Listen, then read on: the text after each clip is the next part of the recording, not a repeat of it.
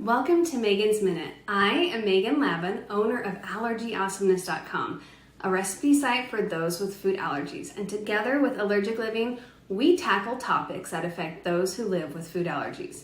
One question I've gotten a ton of is how do we keep allergens in the home when I have two kids with multiple food allergies? It's a great question. Let's dive in. First of all, this is not an easy decision, and I honor the fact that some people just simply do not feel comfortable keeping an allergen in the home. It's a tough one. It's a very personal decision and one you really have to feel comfortable with. Hopefully, hearing how we do it will help you make that call for your own individual's family's allergies and circumstances. I should mention we do not have airborne food allergies. When we only had my oldest and he had lots of allergies, we really tried to eat what he ate. But at one point, he was down to only 10 safe foods. So it forced us to realize that it just wasn't sustainable or healthy for us as adults to eat that limited of a diet. I still made the goal, though, that we would eat the same dinners because that meant that was the one meal where we were all sitting down together and I wanted it to be this bonding time. I figured it might be hard for it to feel bonding and connective if he felt left out. So we ate a lot of chicken and rice and different spices for a long time. I would always try and cook to the lowest common denominator, and I'm glad I'm in that habit now. Then fast forward, we had a second son and he had some of the same allergies. They both had peanut and tree nut allergies, but my second son could have the wheat and the dairy and the egg where my older could not. It felt like an excruciating decision, like we were having to pick between the two children, and either way, somebody was going to be left out.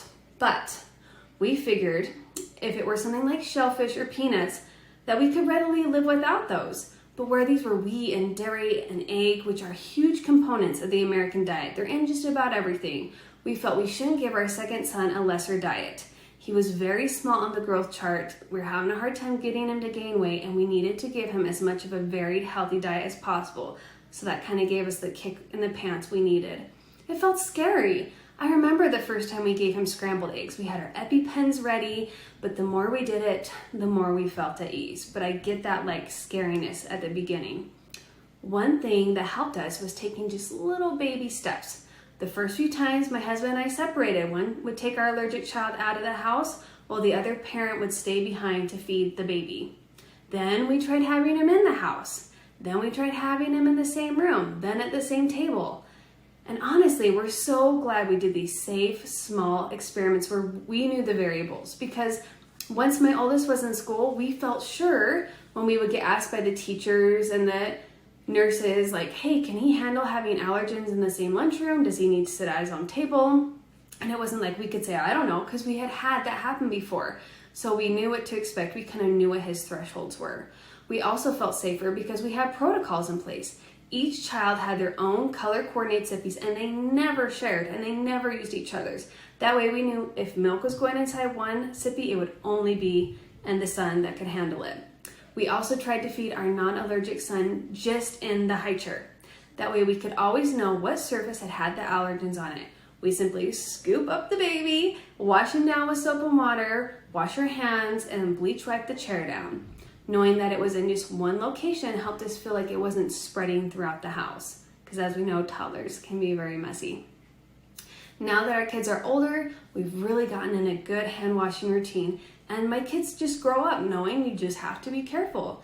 As we've had more and more kids, we are now up to 4, they just grow up knowing what foods are safe and what foods they can share, what's for everybody, and which ones are this child that has the special allergies. That's just his food. All the kids have such a great understanding, and they have so much awareness from an early age.